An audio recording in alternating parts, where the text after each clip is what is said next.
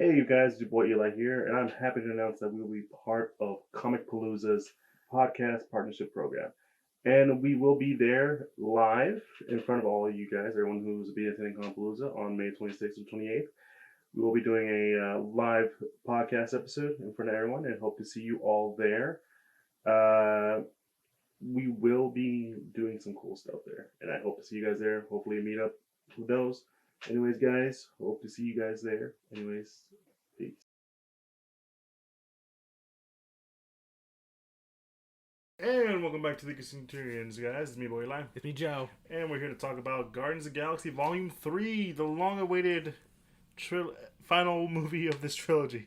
Yeah, the long-awaited final act for the Guardians, at least in this whole trilogy, especially with James Gunn behind the helm. Which, I mean, to be fair, I don't think we're gonna get another Guardians movie without James Gunn.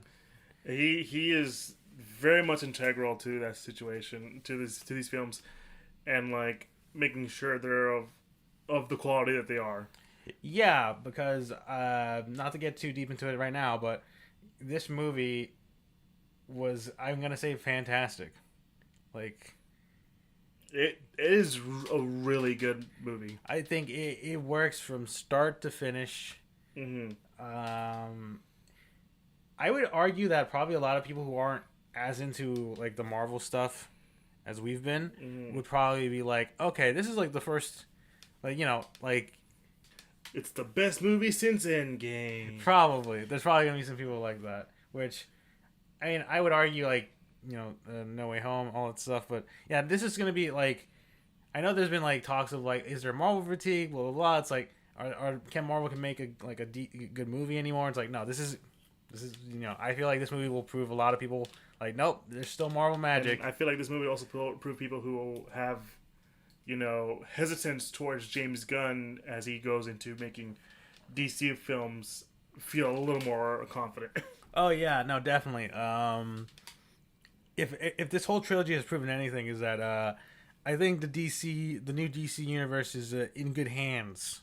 But yeah, like I gotta say, this movie, like, I think a lot of people would probably have high expectations for Guardians 3 because, like,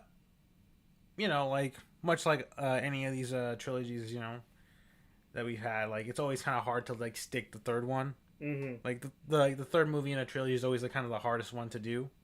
Yeah. But here, I think no, they executed perfectly. Honestly, like, it's just really great.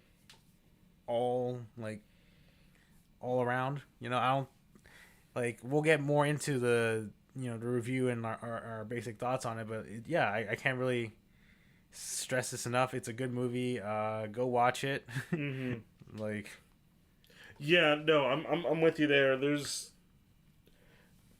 a lot of things that make this movie not only one of the better Marvel movies, but also just really good as to like what you can do with these projects, with these like, I guess at this point, superhero movies, a lot, because like you were saying, a lot of them feel like it's very stagnant. No, they can be realized. You just need like the right people, and it feels like most of the movies that we've been getting right now, that they aren't terrible, but they're just missing that that thing. I can't say what it is, because I feel like every one of the Marvel movies kind of needs its own thing, right?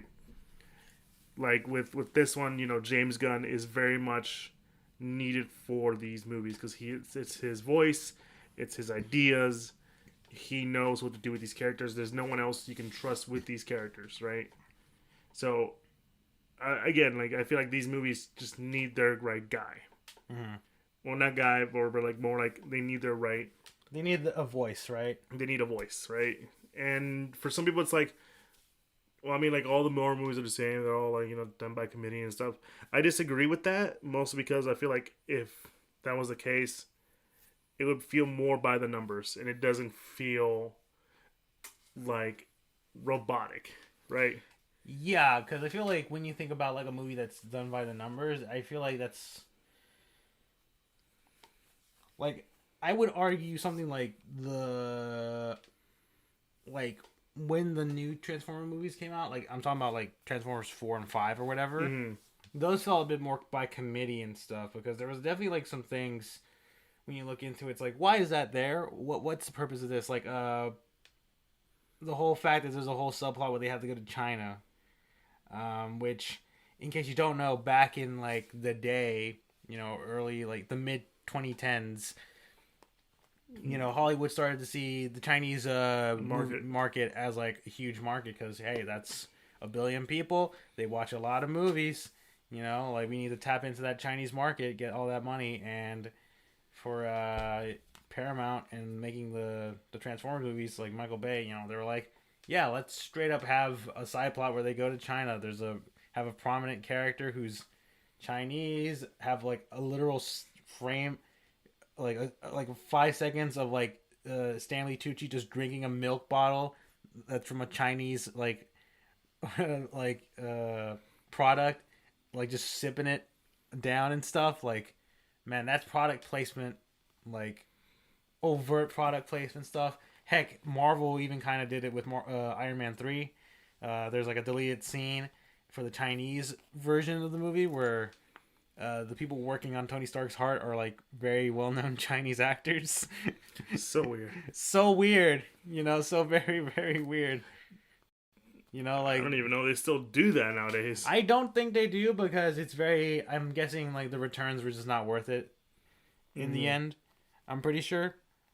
Yeah, no, I agree. But yeah, no, like I said, this one feels very much like something James Gunn would do. It also feels very much in line with some of his recent works too, where like Peacemaker and the Suicide Squad. The Suicide Squad. Also, continuing off of the very Guardian special. What was it, the Christmas special? The Christmas special, yeah. Yeah, so very much up to that actually falls afterwards. But yeah, let's give our thoughts on it. I'll let you go first, dude. Mm-hmm. And just tell us what you think of this movie. All right, so Guardians of the Galaxy Volume 3, I think, is probably James Gunn's like magnum opus for his contributions with the Marvel Universe. He adds, it's a very, it's very James Gunnish.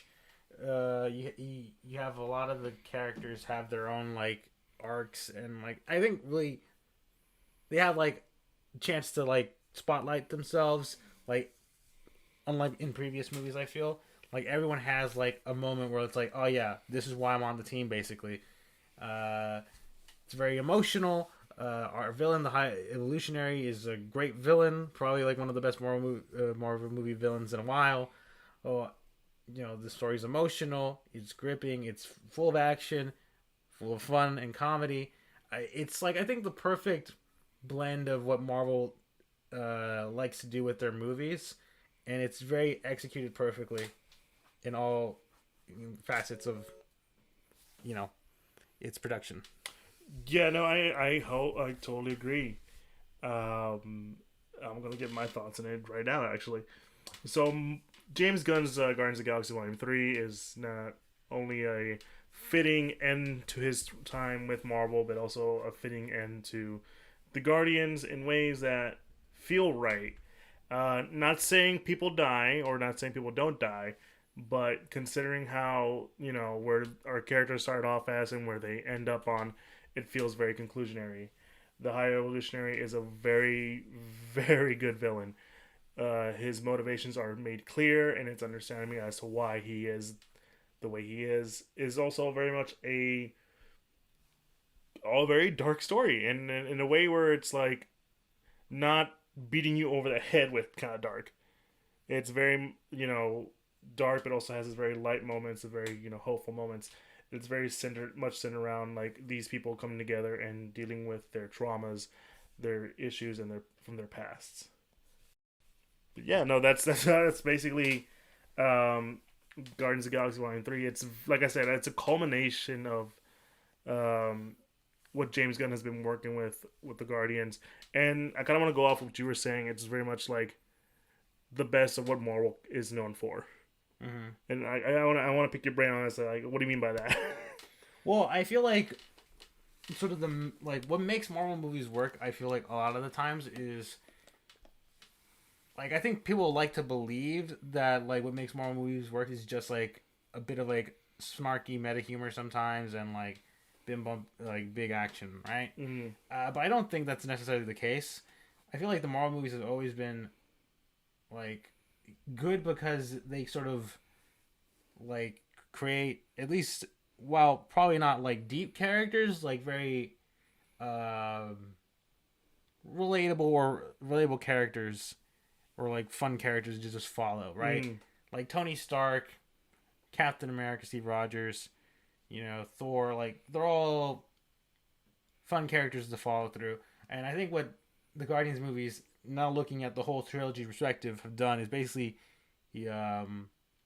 create like characters that all have like different personalities, but they're all very like relatable and have like interesting motivations, and they all have like a very shared thing, like a very shared like interest, or rather like they have this found family like dynamic, right? Mm-hmm. More so than I would say the Avengers themselves, because I mean I feel like with the Avengers it's always been like, at least the whole idea is like, oh yeah, we must form a team together because like each of us cares about one another, all that stuff. Here at the Guardians, it's like, oh yeah, every one of us has like had to deal with some, messed up stuff. Obviously, Peter loses his mom. Gamora, Nebula's relationship with her father. with Thanos. Drax loses his family. I mean, granted, Groot's probably the only one that doesn't really have that much story, but he's a talking tree that just says 3 words all the time. But he's very much a core like center part of that group.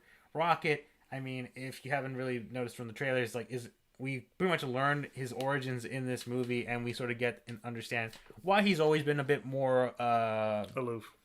Not aloof, but like does his best to try to distance himself and try to be not as like emotionally invested with the rest of the group, which has always been kind of a thing within like the other movies, right? Because he's always been like a snarky one's like in the first movie he's like, oh great, look at us, we're all just standing around like idiots, you happy now kind of thing. And then in Guardians 2 where he's like mourning the loss of Yondu and all that stuff, and here we see sort of the culmination, like, okay, now we kind of understand why Rocket is a very like he likes being with the Guardians, but he also does not want to lose that sort of thing. I mean, obviously the events of Infinity War and Endgame help facilitate that as well, where it's like, oh shit, I've lost everybody basically, which is kind of neat because there are moments where it's like, oh, him and Nebula have a close relationship, and that's because after the events of Infinity War, Nebula was like the only person he had left from the Guardians, so obviously they formed a bit more of a bond over those past couple of years. But yeah, I think that sort of like highlights like Gunn pushing that sort of idea a bit deeper, as well as like, I mean, obviously the action is still pretty great in this movie. I mean, hell, I wouldn't say it's on the level of, like, say, the Daredevil hallway fight scene, but there is like a fight scene through a hallway in this. Yeah, that's pretty epic. That was pretty good. And the comedy, that James Gunn's comedy, I think works well within how Marvel likes to do it, and in this movie, yeah, it works very well. Like, it never feels like, because I know like a lot of people's issues with Marvel's sense of humor sometimes is always just like, it kind of like it's overbearing, it's too much. Like, yeah, it can be argued to be, it happens a bit too much, or it's like in situations that doesn't really make sense. Here with James Gunn, it's always been like he's known how to like balance it well, and in this movie especially so, because there are some dark moments in this movie, like, not like in terms of like what happens, but more of like thematically, the implications of things, and like the idea of what this means for certain characters, right? Because there's moments where I'm sitting there, I'm like, oh, I know where this is going. I don't like where this is going. And when it happens, I'm like, oh shit. And I knew it was coming, but still, damn, that's pretty fucked. Yeah, and he's able to balance that with comedy. I mean, I'm pretty sure there was a clip that came out. Obviously, the one where they're in their spacesuits. Yeah. Like, I think that's sort of like a nice way of balancing it, because obviously, him and Gamora are having this little heart-to-heart like thing, and then it's like, you guys realize, this is an open channel, right? We've been hearing everything you've been saying. Yeah, no, that was really good. That was Yeah, there's a lot of like those fun like comedic moments, but there's also like, oh wow, this is some, this is emotional time, right?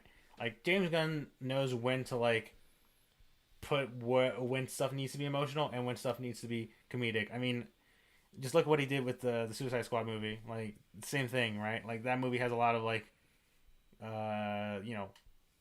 fun humor, right? But when shit needs to be serious and we need to have like big emotional payoff stuff, he puts it there, and he doesn't let the comedy, like overshadow it. He lets things breathe, and I think that's sort of like something that I feel like hopefully Kevin Feige and like all the other people working on the newest Marvel stuff take from James Gunn's like tenure here in Marvel.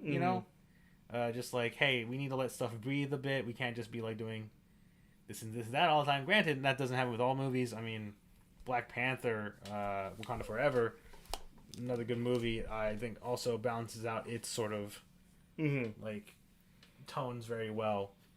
Yeah, there isn't that many funny like scenes in Black Panther and Wakanda Forever. They're still there, but like it never really takes away from like a lot of the. It never overshadows a serious moment, right? No, it never overshadows a serious moment.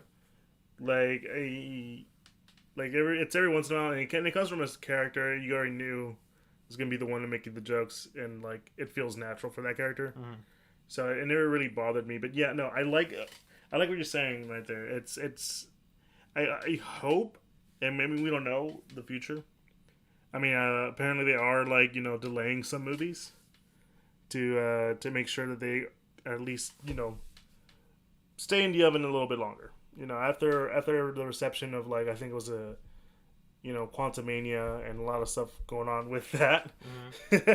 I think it makes sense as to why they want to like hold off before anything else, and try to make sure that at least these these movies come out being better quality. Because I think they all know that it's not has been the best, but it's clearly we can fix things. We have time. We gotta let things breathe. Marvel themselves are cutting back on some stuff, because it used to be like we would get like a bunch of shows and movies and like stuff, but there was a period, I think we all agree that they were just kind of rushing a lot. Yeah, because I mean, at the most, before Endgame stuff, like we would have like maybe 3 Marvel movies a year. I mean, we still kind of do like nowadays, but we also got like Disney Plus shows. Granted, not all of them, but there was definitely a moment, I think last year, right, where we had like 3 different Marvel TV shows, and as well as like the 3 movies coming out as well. Like a lot of Marvel stuff, and I hesitate to say Marvel fatigue is setting in or whatever, because that's always like a weird like term to use, like, or superhero fatigue in general, because like I feel like a lot of people like to say that, but then like when you look at the history of like superhero movies, it's always been kind of an up and down thing. Never like, it's not like say like the Western genre back in the day where it was everywhere, and like eventually it just sort of like vanished to where like no one really makes Western movies anymore, and they're kind of and when it does happen, like it's either like it's just interesting to see, but it's never like super big, right? Yeah. But with like superhero movies, it's like, a lot of people were like, oh, after Batman and Robin, that's it. The superhero movie is dead, or whatever. But it's like, no, like what? Like a year or 2 later, Blade comes out, and then you get like X-Men and Spider-Man, and then suddenly superhero movies are back on the map. And then it's like, then the Marvel movies come in with the freaking Dark Knight shows up, and it's like, this is the peak of superhero movies. It can't get better than this. This is we can't go farther. And it's like, well, Iron Man shows up literally the same year, starts off the MCU, and now we're like in this period of cinematic universes started by Marvel and stuff. Like. Yeah, and I think you're also right in that case because like we all thought superhero movies, the fatigue is coming in, and I think they're trying to specify Marvel nowadays because recently we had the Batman, which is another superhero movie. They don't or a comic, however you want to phrase it, really. Uh-huh. And then there's also the Suicide Squad made by the same guy who made about the movie we're talking about right now. Uh-huh. So it's I don't agree with the idea of like a fatigue. I think you're right that it's more of an up and down slump. It's like just sort of like it kind of up and down thing, right? Like I know that like you could argue because I mean it's like I think the only Western movie I've heard that's coming out is like that new one that's being made by the people that made Black Dynamite. Oh yeah, we just saw that trailer. The Outlaw Johnny Black. Yeah. And I remember seeing that, and I was like, I'm definitely excited to see that. Yeah, so like I mean, like not to say that Western movies aren't a thing anymore. They are. It's just I don't think we'll ever see something like that happen to the superhero movies simply because I feel like superhero movies kind of found that sort of niche where like you can kind of heck the fact that we've had like 3 different Spider-Men and multiple different Batmans kind of just shows that these stories are I wouldn't say recyclable, but they can be told in various different ways. And I think that idea of that malleability of being able to tell these stories in different ways is sort of I think what keeps the genre going. Mm-hmm. But I guess get back to Guardians of the Galaxy. Yeah. Obviously, the villain, the High Evolutionary, really great. Awesome it's. I remember hearing everyone saying like this is one of the best villains that Marvel's come out with, and I would wholeheartedly agree. It's also a very different villain than we had, right? And it's not just your like cartoonishly evil villain, like say Ronan the Accuser, Malekith from the second Thor movie. This character is very much like kind of I would say heartless. like he but his motivations also make sense. He is not a sympathetic villain though. Mm-hmm. Because I feel like that's the one thing that Marvel has like kind of got down a bit with some of these villains, right? Well, they're sympathetic and we understand their motivations. Like I would say, Gore, the God Butcher is kind of one of those guys, right? Like you kind of get his deal, even if he's not in it as much as you want him to be. Yeah, like Thanos, like like part of the reasons like you kind of get. I mean, I wouldn't say Thanos is sympathetic, but you understand like where he's coming from. You feel a tad sympathetic considering what he has to give up to get to achieve that goal. I mean, I guess. But but what I was gonna say is that at the same time, you also know that he does not deserve too much of that sympathy because of like one, he is willing to go that far. Yeah, like I guess a good example of like a sympathetic villain. At least off the top of my head, I'm probably not Marvel related, but like, oh gosh, what was that movie? Describe it. No, I think in what was it? It's a Disney movie. Freaking the one that came out last year, right? The Encanto, right? Oh yeah. Like you would argue, I think the grandma's like, I wouldn't say she was the villain, but she's like the antagonist, but she's a very sympathetic one. Yeah. Kind of thing. Like that's sort of what we mean. Like where like they have understandable motivations and they're sort of an obstacle for the protagonist. The High Evolutionary, I think, is one of those villains. Is more like they see themselves as the protagonist of the story, right? Like they see themselves as the good guy, Which I mean, we don't really get that a lot from Marvel movies. I mean, freaking Kang is definitely more in line of like, I'm just, he has that Thanos energy, I would say. Yeah. He's not like a Loki, who's, you know, evil, not for the sake of evil, right? But he just has fun doing it. And then eventually he becomes his own, character. Yeah, because Loki's, his whole shtick is, heck, we see it in like in all the movies and in his show. He was a villain. He had his fun, and he grew better. But yeah, I think the High Evolutionary, he just has that sort of like, I think it's his obsession, right? Because with this whole goal of trying to make like a perfect society and a perfect being. Yes, and it's interesting how they were able to incorporate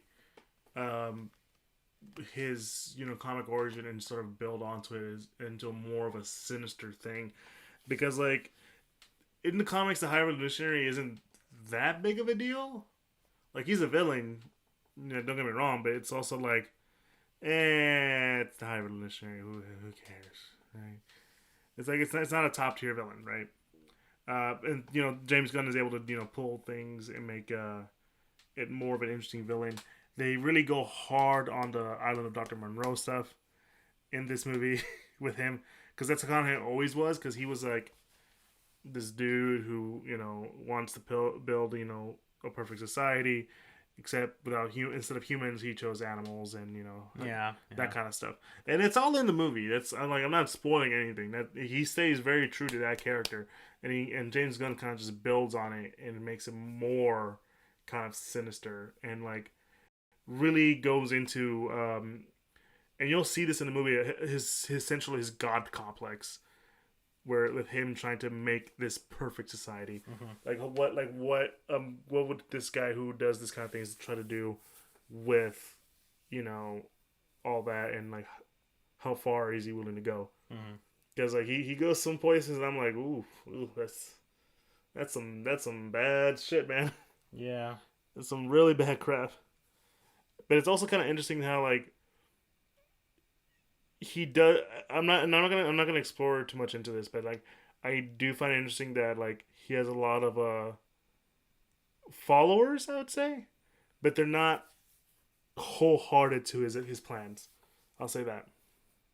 Yeah, I was gonna say more of like, because we do learn more that like, he's created different types of beings throughout the galaxy, that do worship him as a god in a way, and it is kind of interesting seeing that relationship with, particularly, with some characters. But yeah, no, the High Evolutionary, I think he's just really cool, Yeah, he's a really good villain. And it's great to see this character that we saw this actor who we saw in Peacemaker for like one season come back and like essentially just steal the show. And I mean, like, we're not saying like that even the Guardians themselves are bad, but like they're all really good. They, like you said earlier, they all have their arcs. Peter, pretty much dealing with the not having Gamora around. What does that mean? Clearly he's going through a lot of stuff. So that we saw in like the Christmas special, and again, like we know he's kind of slightly bitter, but still, kind of little, sad that he lost his girl. Yeah, and that there's a different version of her out there that knows absolutely nothing of their relationship and doesn't really want to be a part of their whole thing. Yeah. And like the role that Nebula takes over, the relationship with Mantis, and it all comes together really well for these characters. It's pretty much puts emphasizes why they value each other so much. Because like especially with Rocket, because it's essentially his movie. It's centered around his trauma and his past, especially with the High Evolutionary, and like the stuff that he has to go through, and what Rocket kind of means to the Guardians. Because a lot of stuff happens, and to Rocket, we learn what happens to him. Yes, not only from his time with the High Evolutionary, but what he means to these guys. Like, these guys are willing to fight for Rocket, and you understand why. And it makes you just kind of root for them. And that's what I'm saying. Like, the Guardians themselves are great. Groot's amazing. Dave Bautista as Drax is great. still funny as ever. Mantis, I feel like she gets a way better role than she did in like some of the other projects that she was in. Yeah. Nebula, real standout, especially now that she's part of the team. And even Gamora, she's not part of the team, but she's still kind of like part of the team spiritually, I guess. More like this new Gamora's interactions with the group is still there's a reason why she was part of this group to begin with, and like you can still see it in her interactions with the various members. Mm-hmm. Obviously, like they do the bit with like Iron Groot. It's like, why does he keep saying that? It's like it's like I don't understand this guy. Mm-hmm. It's kind of funny. But yeah, what else is there that we can go in and talk about? Because like everything about this movie is like it's hard to talk about anything negative for me, because like I feel like it's not being a perfect movie. I would say it's still like a really like strong movie. Like I said, Rocket is the key center of the key character. He, a lot of it is centered around him and his issue and his like problems that he has to deal with. I would probably say it's more. I think maybe the only thing is that, while the movie is definitely about his past and stuff, like we don't really like. I guess there's not enough. I would say there's not enough maybe scenes with him like facing off with the High Evolutionary until the very end. Mm-hmm. But I mean, I guess it's understandable because we do get all these flashbacks of him when he was young, and with the High Evolutionary, and I guess you could argue, like that, seeing that relationship and just sort of like his past is probably more than enough. I guess like if I was to say maybe one thing, there is like this one scene where I guess you could like maybe argue that looks kind of weird. It's like not that I wouldn't say like it would spoil too much, but it does involve like the High Evolutionary, I think, testing a subject, and it just sort of like that looks a little weird. I mean, I guess it's kind of hard to like get an effect like that to work well, but it just looks a bit off. But I feel like unlike say maybe other Marvel movies, that you could argue may have some spotty like CGI. I don't think there was any of that in this movie, so that's a good sign. Yeah, no, a lot of the CGI in this movie looked really good. I like some of the designs of some of the creatures. It looked very like something you would like. Oh, it's like some of these weird animal robot hybrid stuff. Yeah. That I won't lie. That's some stuff that looks straight out of like say Doom or whatever. Yes, I kind of like it. And like, yeah, just the High Evolutionary. Hell, I mean, I think he even calls them hell spawns. Yeah, he does. And I'm just like, does James Gunn want to do a Doom movie? I think he can pull it off. That would be. I would kind of pay for a James Gunn directed Doom movie. Mm-hmm. That would be pretty wizard. What else is there? Yeah, because I feel like that's more or less all we have to say. It's on the. This is one of our shorter conversations about one of the Marvel movies, right? Yeah, I think so, because I feel like there's just so much that works with this movie, and like with all the characters. Like, I think it is hopefully like maybe a turning point that I think people would like to see with the Marvel movies. Because it's like. Because like I said, it has everything that I think a Marvel fan would like, and like it excels on all the expectations. Like it's a perfect end cap for the Guardians trilogy, and I think like you could argue it's probably one of the best movie trilogies, of all time. I mean, granted, you could argue like, well, you need to watch these two Avengers movies to understand why Gamora is the way she is at this point. It's like, I guess, but like at the same time, I think.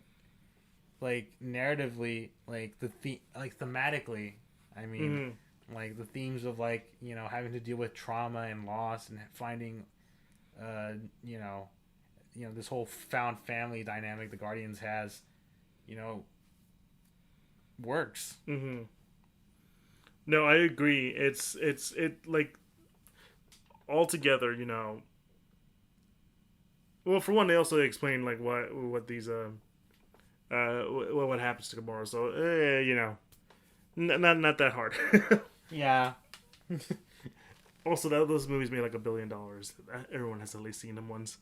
Yeah, but if you're watching Marvel movies, then you're probably gonna have to eventually just look at Infinity War and Endgame. Yeah. Even then, again, it doesn't deteriorate what we were talking about, like the relationship between these characters, because like at the end, because it's still very much there's still much of an important relationship between Gamora and Nebula. We see that and we kind of understand that, even if it's like not as much as there could have been, but you already know like all the context there. Right? This is a different Nebula than the one that Gamora is used to, and this is one where she truly feels like this is her sister. I don't need that much of an explanation. I kind of already know that from the way they interact. That being said, I do agree that this is probably one of the best comic book trilogy. I'm gonna say comic book trilogies. Okay. Instead of like general trilogies, because I feel like that can be up to debate. When you want to consider this as like 3 great movies, like each one being better than the last. Because I feel like there's still some people who are kind of 50-50 on like Volume 2.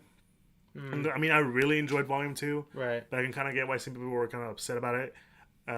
Feel like it's a retread of the first one. I'm like, well, I disagree. It kind of like contextualizes more on Peter's abandonment issues, which again we see this in this one here too, and it makes sense for him to have that. Yeah.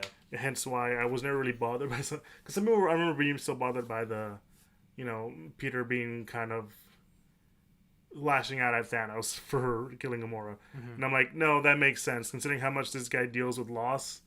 Yeah, no, he would be the one to lash out. Yeah. Like I always say, how would you feel if the person that you love was murdered and the murderers right in front of you? You would lash out on him. Yeah.